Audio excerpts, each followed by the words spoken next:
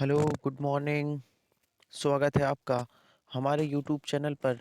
जैसा कि आपको पता है, ये जो हम क्लास लेकर आते हैं सुबह, ये हमारी 6 बजे क्लास होती है, 6 बजे। और इसमें हम जीके जीएस के बेहतरीन 40 प्रश्न लेकर आते हैं प्रत्येक दिन, डेली सुबह 6 बजे। आप भी जुड़िए हमारे साथ। चलिए स्टार्ट करते हैं बिना किसी देरी किए हुए। आज का मॉडल पेपर स्टार्ट करते हैं। आज का मॉडल पेपर हालांकि ये थोड़ा टेक्निकल इशू के कारण लेट हुआ है, पर कोई बात नहीं, ये क्लास हमारी 6 बजे आती है। चलिए स्टार्ट करते हैं। बताइए, घोड़े द्वारा खींची जाने वाली गाड़ी की गति किस सिद्धांत पर आधारित है? घोड़ा जो गाड़ी खींचता है, जो घोड़ा गाड़ी होती है ना, वह किस सिद्धांत पर कार्य करती है? साइंस के अनुसार वह किस सिद्धांत पर कार्य करती है? तो वह न्यूटन का गति का तृतीय नियम, जो न्यूटन के गति का तृतीय नियम है, उस सिद्धांत पर कार्य करती है। कौन? ये घोड़ा गाड़ी। चलिए चलिए आगे बढ़ते हैं, आगे बढ़ते हैं। बताइए, बता दीजिए, मछली में मौजूद राइबोफ्लेविन को के रूप में जाना जाता है? राइबोफ्लेविन को किसके रूप में जाना जाता है? जो मछली में मौजूद है राइबोफ्लेविन, वो किसके रूप में जाना जाता है? वो विटामिन बी 2 के रूप में जाना जाता है। किसके रूप में जाना जाता है? Vitamin B 2। चलिए आगे चलते हैं। आगे बताइए। अच्छा, एक बात बताओ, विटामिन की खोज किसने की थी? विटामिन की खोज किसने की थी? सर, ये विटामिन की खोज फंक ने की थी। फंक ने। अच्छा, कुछ बताओगे? बिल्कुल बताओगे, बताएंगे। बताइए फिर, विटामिन ए से कौन सा रोग होता है? तो विटामिन ए से होती है रतौंधी। अच्छा, तो विटामिन बी से कौन सा होता है? बोले सर, बेरी बेरी होता है। Very good. विटामिन सी से कौन सा रोग होता है? सर, स्कर्वी होता है। अच्छा, तो विटामिन डी से कौन सा रोग होता है? विटामिन डी से सूखा रोग होता है। कौन सा रोग होता है? विटामिन डी से सूखा रोग। तो उम्मीद करते हैं आपको इस क्वेश्चन की व्याख्या समझ आई होगी। चलिए आगे चलते हैं। बताइए, महान खिलाड़ी विजय अमृत निम्नलिखित में से किस खेल से संबंधित थे? जो विजय अमृत थे, क्या पता आपने पहली बार नाम सुना हो इनका। ये किस खेल से संबंधित थे? तो ये लॉन टेनिस के बड़े फेमस खिलाड़ी थे। क्या नाम था? विजय अमृत। अच्छा, मैं बताऊं तो आप और बताओगे? नीरज चोपड़ा का संबंध किस खेल से है? नीरज चोपड़ा क्या करते हैं? सर, ये भाला फेंक, ये भाल जेवलिन थ्रो करते हैं। ये भाला फेंकते, ये भाला फेंक हैं। अच्छा, एक और बताओ, हेमा दास का संबंध किस खेल से है? हेमा दास एथलीट हैं, ये भारतीय धावक है। हेमा दास, इन्हें ढिंग एक्सप्रेस भी कहा जाता है। चलिए आगे बढ़िए। बहुत बढ़िया, बहुत बढ़िया। बहुत अच्छा प्रश्न पूछा जाए, उड़न परी किसे कहते हैं? तो किसे बताओगे? पीटी ऊषा को क्या कहते हैं? उड़न परी कहते हैं। बहुत शानदार, बहुत लाजवाब, बहुत बढ़िया। आगे चलिए, आगे चलते हैं। ठीक है, मैं इसे मिटा दूं। अब बताइए, राजकोषीय नीति जो कि आर्थिक सिद्धांत पर आधारित है, निम्न में से किस अर्थशास्त्री ने दी थी? ये राजकोषीय नीति क्या होती है? देखो, जो किसी भी राज्य को जब चलाना होता है ना, कोई भी राज्य सरकार, ये राजकोषीय नीति राज्य सरकार बनाती है। अच्छा, केंद्र भी बना देती है, लेकिन राज्य मुख्य भूमिका में होती है।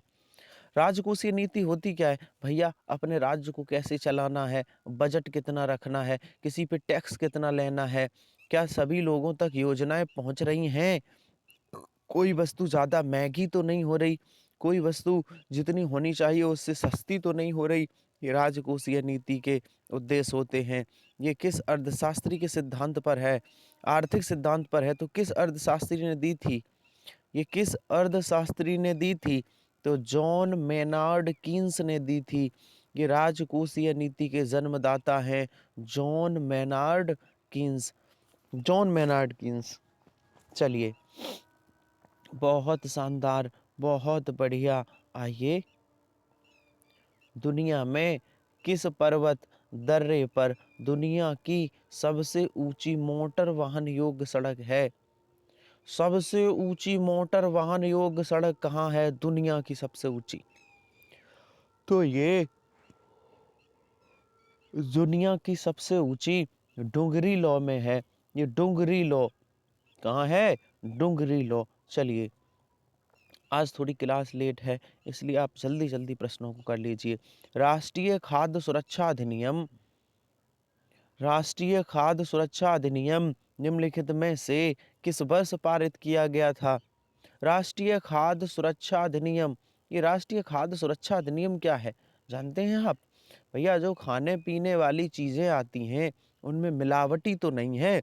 मान ली किसी ने बिस्किट बनाया, किसी ने मैगी बनाई, किसी ने नूडल्स बनाए, किसी भी कंपनी ने कुछ ब्रेड बनाए, तो ये कंपनी कहीं जो मानक हैं उन उन पे उनमें मिलावट तो नहीं कर रही। मान लो कोई दूध का प्रोडक्ट है, किसी भी चीज़ का, कोई खाने का कोई भी उत्पादन है, उसमें कहीं मिलावट तो नहीं है। ये मनुष्य के हेल्थ के लिए कहीं हानिकारक तो नहीं हो जाएगा, इस पे नज़र रखती है राष्ट्रीय खाद्य सुरक्षा अधिनियम।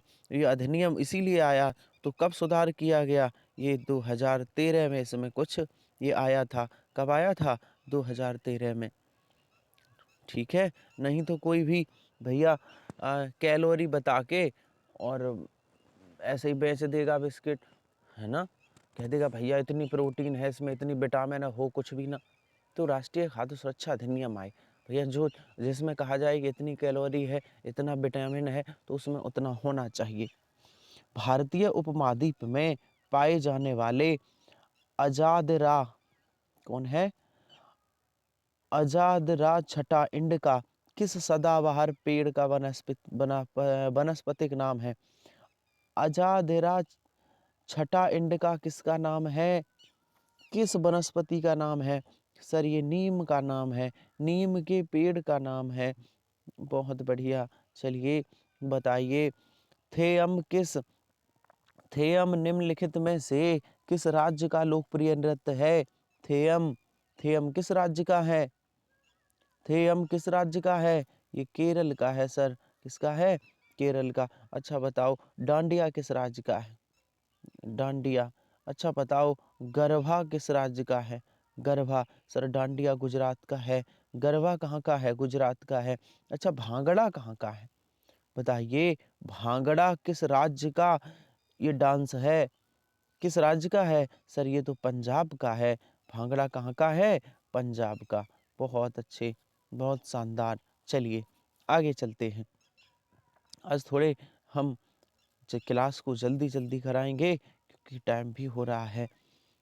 चलिए, 7वीं शताब्दी के प्रारंभ के साथ थानेश्वर और कन्नौज के सिंहासन पर कौन विराजमान हुआ? तो कौन थानेश्वर और कन्नौज के सिंहासन पर 7वीं शताब्दी के प्रारंभ में विराजमान हुआ था? ये थे हर्षवर्धन। कौन थे? हर्षवर्धन। Very good. चलिए, आगे चलते हैं। बताइए, फरवरी 2019 की, अब फरवरी 2019 नहीं, आप याद रखिए 2022, फरवरी 2022 की स्थिति के अनुसार मानव पूंजी सूचकांक ह्यूमन ह्यूमन कैपिटल इंडेक्स में भारत का स्थान क्या है? तो अब भारत का स्थान 132 है। क्या क्या स्थान है भारत का? 132। 2019 में नहीं, 2022 में पता रखना है। चलिए, जल्दी जल्दी करते हैं आज प्रश्नों को। बहुत शानदार, बहुत बढ़िया। बताइए, पृथ्वी के वायुमंडल की किस परत में ओजोन परत पाई जाती है? पृथ्वी के वायुमंडल में जो किस परत में ओजोन परत पाई जाती है? देखिए, मैं आपको बता दूं, आपकी जानकारी के लिए मैं बता दूं आपको कि पृथ्वी का जो वायुमंडल है, मैं यही लिख देता हूं। पृथ्वी का वायुमंडल 5 लेयर में बटा है। कितने लेयर में? 5 परत में। अच्छा सर, कौन कौन सी 5 परत है? मैं बताता हूँ। पृथ्वी का वायुमंडल, पृथ्वी का जो सबसे नीची परत है, निचली परत है, उसे क्षोभ मंडल कहते हैं। ठीक है सर। इसके बाद पृथ्वी पर जो परत आती है उसका नाम है समताप मंडल। ठीक है। फिर उसके बाद पृथ्वी पर आती है मध्य मंडल, ये चूंकि बीच में होती है। फिर आती है आयन मंडल और सबसे बाहर है वाहिर मंडल, ब्रह्मंडल या वाहिर मंडल बोलते हैं, बाह्य मंडल। अच्छा, तो पूछा गया ओजोन परत किसमें पाई जाती है? सर ओजोन परत ये जो ना पृथ्वी की समताप मंडल है, इसमें ओजोन परत पाई जाती है। किसमें पाई जाती है? समताप मंडल में। अच्छा, आपसे पूछा जाए, बताओ बादल कहाँ बनते हैं? बादल किस मंडल में बन के बरसते हैं? सर बादल क्षोभ मंडल में बनते हैं, क्षोभ मंडल में। अच्छा, वायुयान ये कहाँ उड़ते हैं? तो समताप मंडल में। समताप मंडल में वायुयान उड़ते हैं, यहीं ओजोन परत पाई जाती है। बादल क्षोभ मंडल में बनते हैं, पृथ्वी की सबसे निचली परत क्षोभ मंडल है। चलिए, उम्मीद करते हैं ये प्रश्न की व्याख्या आपको समझ आई होगी। इस प्रश्न की व्याख्या अब चलते हैं उसी पे। कहाँ है? ये है प्रश्न। वायुमंडल की किस परत में ओजोन परत पाई जाती है? तो किसमें पाई जाती है? सर ये समताप मंडल में पाई जाती है। बहुत शानदार, बहुत बढ़िया। चलिए चलिए, थोड़ा सा मैं इसको मिटा दूं ताकि आपको क्लियर दिखे। ठीक है, बहुत बढ़िया। चलिए बताइए, प्राकृतिक प्रक्रिया के माध्यम से किसी वस्तु का उत्पादन भारतीय अर्थव्यवस्था के किस क्षेत्र से संबंधित है? किस क्षेत्र से संबंधित है? देखिए, भारतीय अर्थव्यवस्था में 3 क्षेत्र होते हैं। भारतीय में नहीं, दुनिया में। दुनिया की अर्थव्यवस्था, भारत की तो छोड़िए। पहले क्षेत्र का नाम होता है प्राथमिक क्षेत्र। पहले क्षेत्र का नाम क्या होता है? प्राथमिक। पहले क्षेत्र का नाम क्या है? मैं लिख दूं, 1 मिनट। प्राथमिक। प्राथमिक। भारत में, भारत की जो अर्थव्यवस्था है ना, उसमें 3 क्षेत्र हैं। पहला प्राथमिक, दूसरा द्वितीय क्षेत्र, तीसरा तृतीय। अच्छा, तो सर प्राथमिक में कौन आएगा? द्वितीय में और तृतीय में। भारत में वस्तुओं को बांट दिया गया। बोले प्राथमिक में वो वस्तुएं आएंगी जो खेती से उत्पन्न होंगी, जो मिट्टी से निकलेंगी। वो सभी वस्तुएं कहाँ आएंगी? जो भी मिट्टी से निकले वस्तु हो, धातु हो, फसल हो, वो क्या होगी? प्राथमिक क्षेत्र। जैसे गेहूं धान का उत्पादन किसान करता है, ये प्राथमिक क्षेत्र में आता है। कृषि प्राथमिक क्षेत्र में है। खनन, लोहे का लोहा खोदा जाता है ना, हीरा खोदा जाता, सोना खोदा जाता, चांदी खोदी जाती, ये कोयला खोदा जाता, ये सभी कहाँ आएंगे? चूंकि सर ये जमीन से निकलते हैं, इसलिए प्राथमिक क्षेत्र में। जमीन से निकालकर ये उत्पादन बनाए जाते हैं। जमीन से निकालकर जब ये उत्पादन फैक्ट्री में पहुंचते हैं और वहां बनते हैं। भैया गोल्ड खोदा गया, फिर गोल्ड जमीन से फिर ये जाएगा ना किसी संस्था में, रिंग बनेगी, है ना, बहुत सारी गोल्ड की चीज आभूषण बनेंगे।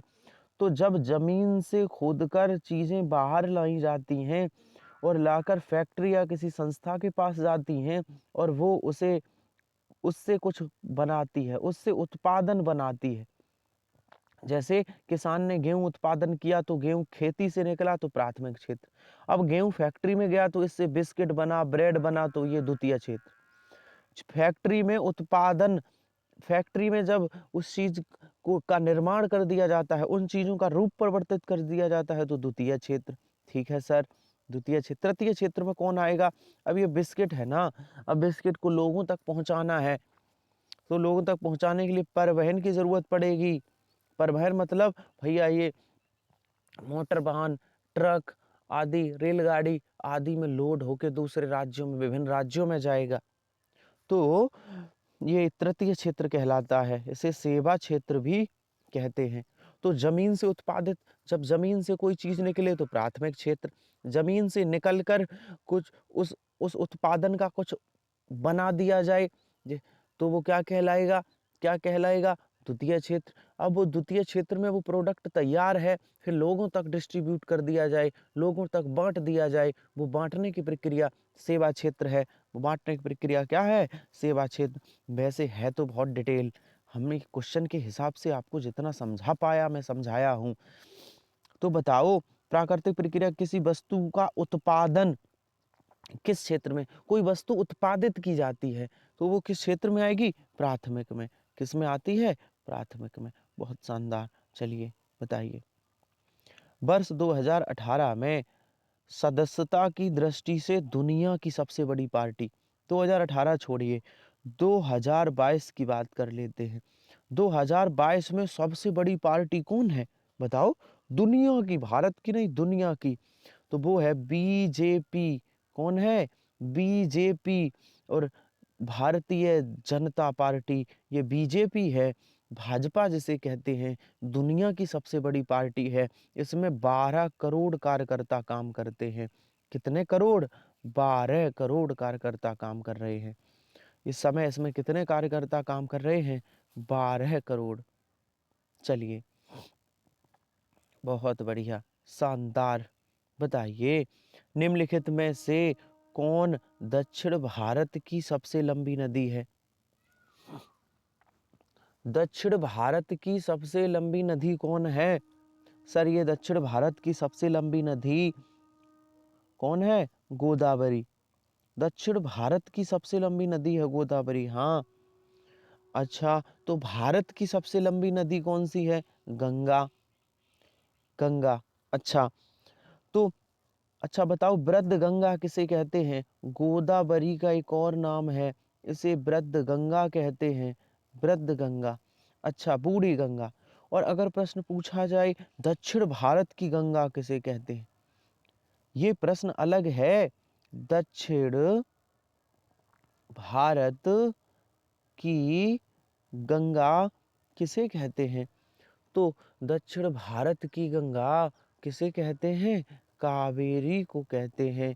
दक्षिण भारत की गंगा कावेरी। और वृद्ध गंगा किसे कहेंगे? सर, वृद्ध गंगा गोदावरी को कहेंगे। ये दक्षिण भारत की सबसे बड़ी नदी है। दक्षिण भारत की सबसे बड़ी नदी कौन है? सर, गोदावरी है। बहुत शानदार। 2022 में शीतकालीन ओलंपिक खेलों की मेजबानी कौन सा शहर करेगा? अच्छा, कौन सा करेगा नहीं, कौन सा कर चुका है? तो बीजिंग कर चुका है। चीन की राजधानी बीजिंग में ये खेल हो चुके हैं। कहाँ हो चुके हैं? चीन की राजधानी बीजिंग में। बहुत बढ़िया। चलिए बताइए, भारतीय इतिहास के मध्यकाल के कवि तुलसीदास जी ने रामचरितमानस किस भाषा में लिखी है? तुलसीदास जी ने रामचरितमानस लिखी है। ये रामचरितमानस किस भाषा में लिखी गई है? तो ध्यान रहे, ये अवधी भाषा में लिखी गई है। किस भाषा में लिखी गई है रामचरितमानस? अवधी भाषा में। चलिए बताइए, आगे बताइए। हमारा अगला प्रश्न है, दिए गए विकल्पों में से कौन सी बीमारी सुअर से फैलती है? सुअर से फैलने वाली बीमारी, सुअर ही नहीं, मुर्गा मुर्गियों से फैलने वाली बीमारी कौन सी है? ये स्वाइन फ्लू नाम से जानी जाती है। किस नाम से? Swine flu. बहुत बढ़िया, बहुत शानदार। चलिए, ऐतिहासिक स्मारक तलातल घर किस राज्य में स्थित है? ऐतिहासिक जो इमारत है तलातल, ये किस राज्य में स्थित है? बताओ, बताइए, किस राज्य में स्थित है? सर, ये असम राज्य में स्थित है। किस में स्थित है? असम राज्य में। बहुत शानदार। बताइए अगला प्रश्न, निम्न में से कौन सा प्रसिद्ध भारतीय व्यक्तित्व है जो पानी फाउंडेशन का संस्थापक है? पानी फाउंडेशन? ये पानी भी फाउंडेशन होता है। हाँ सर, पानी फाउंडेशन भी है। तो इसके संस्थापक कौन है? इसके संस्थापक है आमिर खान जी। कौन है? आमिर खान। ये पानी फाउंडेशन क्यों बनाया गया? ये इसलिए बनाया गया, ये पानी फाउंडेशन में कुछ लोग काम कर रहे हैं। क्या काम कर रहे हैं? पर्यावरण की देखरेख कर रहे हैं। क्या कर रहे हैं? पर्यावरण का प्रबंधन कर रहे हैं और जल प्रबंधन, जल पर नज़र रखे हुए हैं। भारत में जल पे काम कर रहे हैं। कहीं पानी की कमी हो रही है ना, जैसे महाराष्ट्र के मराठवाड़ा में सूखा पड़ा था, ऐसे ही जल प्रबंधन और पर्यावरण के लिए ये पानी फाउंडेशन काम कर रहा है। भारत का पर्यावरण अच्छा रहे, ये किसने इसकी स्थापना की है? ये थे आमिर खान। कौन थे? आमिर खान थे। क्या अभी भी हैं आमिर खान? शीर्षक द लेजेंड ऑफ लक्ष्मी प्रसाद पुस्तक निम्नलिखित में से किसने लिखी है? ये किसने लिखी है? तो सर ये ट्विंकल खन्ना ने लिखी है। किसने लिखी है? ट्विंकल खन्ना ने। बहुत शानदार, बहुत बढ़िया। अगले प्रश्न पर चलते हैं। हमारे अगले प्रश्न है, क्या है हमारा अगला प्रश्न? बताइए। वर्ष 2019 तक, क्या वर्ष 2019 तक? वर्ष 2019 तक भारतीय संविधान में अनुच्छेदों की संख्या कितनी थी? तो 448। अच्छा, जब संविधान बना था, वास्तव में संविधान में अनुच्छेदों की संख्या 395 ही है। उसके खंड जोड़ लिए जाते हैं। खंड आ, 21 का खंड ए, ऐसे 22 का खंड बी, 51 का खंड का, ऐसे खंड जोड़ के अनुच्छेद बढ़ा दिए जाते हैं तो 395 ही। तो 2019 के अनुसार कितने थे? 448। चलिए, उसे ऐसे पूछना चाहिए था कि गणना की दृष्टि से कितने अनुच्छेद हैं। गलत प्रश्न पूछ रहा है वो। चलिए, दिए गए किस वर्ष में उपभोक्ता संरक्षण अधिनियम के स्थान पर उपभोक्ता संरक्षण विधेयक पारित किया गया? उपभोक्ता संरक्षण विधेयक पारित किया गया, बताइए किस वर्ष किया गया? सर ये 1886 में किया गया। कब किया गया? 1886 में। बहुत बढ़िया। चलिए, आ जाइए हमारे अगले प्रश्न पर। आ जाइए। भारत में फ्रांसीसी उपनिवेश की राजधानी कहाँ थी? फ्रांसीसियों ने, जब भारत में फ्रांसीसी आए तो उन्होंने अपनी राजधानी कहाँ बनाई? पांदुचेरी में बनाई। उन्होंने अपनी राजधानी को पांदुचेरी में बनाया। हरेली का त्योहार किस भारतीय राज्य में मनाया जाता है? हरेली, हरेली का त्योहार छत्तीसगढ़ में मनाया जाता है। कहाँ मनाया जाता है? छत्तीसगढ़ में। इंडिगो एयरलाइंस का सह संस्थापक कौन है? इंडिगो एयरलाइंस के सह संस्थापक कौन है? बताओ। ये हैं, कौन है इंडो एयरलाइंस के? सर ये राहुल भाटिया हैं। कौन है? राहुल भाटिया। बहुत बढ़िया, बहुत शानदार। चलिए, बताइए। निम्नलिखित में से किस देश ने सर्वप्रथम महिलाओं को मताधिकार दिया था? महिलाओं को मताधिकार किस देश ने सबसे पहले दिया था? वोट देने की शक्ति, आओ महिलाएं भी वोट कर सकते हैं, दुनिया के किस देश ने सबसे पहले दिया था? न्यूजीलैंड ने दिया था। किसने दिया था? न्यूजीलैंड ने। चलिए, गर्मियों में उत्तर भारतीय मैदानों में बहने वाली अत्यधिक गर्म एवं शुष्क स्थानीय हवाओं को क्या कहते हैं? शुष्क एवं स्थानीय हवाओं को क्या कहते हैं? सर इनको लू कहते हैं। क्या कहते हैं? इनको लू कहते हैं। बताइए, भारत में राष्ट्रीय युवा दिवस कब मनाया जाता है? राष्ट्रीय युवा दिवस कब मनाया जाता है? सर ये 12 जनवरी को मनाया जाता है। अच्छा, मैं पूछूं, पर्यावरण दिवस कब मनाया जाता है? तो कब मनाया जाता है? 5 जून को। अच्छा, महिला संरक्षण दिवस कब मनाया जाता है? 8 8 मार्च को। 8 मार्च को। चलिए, बहुत बढ़िया, बहुत शानदार। चलिए, आगे बता दीजिए। बताइए, पानी की स्थायी कठोरता को दूर करने के लिए कौन सी विधि का प्रयोग किया जाता है? पानी में जो कठोरता होती है स्थायी, उसे दूर करने के लिए कौन सी विधि? सर पानी को उबाला जाता है। क्या किया जाता है? पानी को उबाला जाता है। चलिए, लंदन ओलंपिक 2012 में रजत पदक किस महिला मुक्केबाज ने जीता था? तो किस महिला मुक्केबाज ने सबसे पहले जीता था रजत? जल्दी बताइए। लंदन ओलंपिक में, लंदन ओलंपिक में किस महिला ने जीता था? बताइए। बहुत शानदार, बहुत बढ़िया, जल्दी से जवाब दीजिए, जल्दी से जवाब दीजिए। अच्छा, बिल्कुल सही है। मैरी कॉम मत लगाइएगा, ये कौन सा सही है? निकोला एंडस, निकोला एंडमस। चलिए बताइए। लाभ के गत्यात्मक सिद्धांत का प्रतिपादन किसने किया था? लाभ के गत्यात्मक सिद्धांत का प्रतिपादन किसने किया था? ये किया था क्लार्क ने। किसने किया था? क्लार्क ने। चलिए अगले प्रश्न पर चलते हैं। बताइए, विश्व का दूसरा सबसे बड़ा महाद्वीप कौन सा है? तो ये कौन सा है सर? पहला है एशिया, दूसरा है अफ्रीका। दूसरा कौन सा बड़ा महाद्वीप है? अफ्रीका। बताइए, जनगणना कितने वर्ष में एक बार होती है?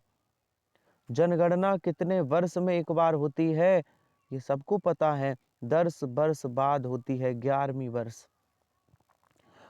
आगे बताइए, उस नाभिकीय प्रतिक्रिया को क्या कहते हैं जिसमें द्रव्यमान ऊर्जा में परिणत हो जाता है? द्रव्यमान किसमें परिणत हो जाता है? ऊर्जा में। उस नाभिकीय प्रक्रिया को क्या कहते हैं?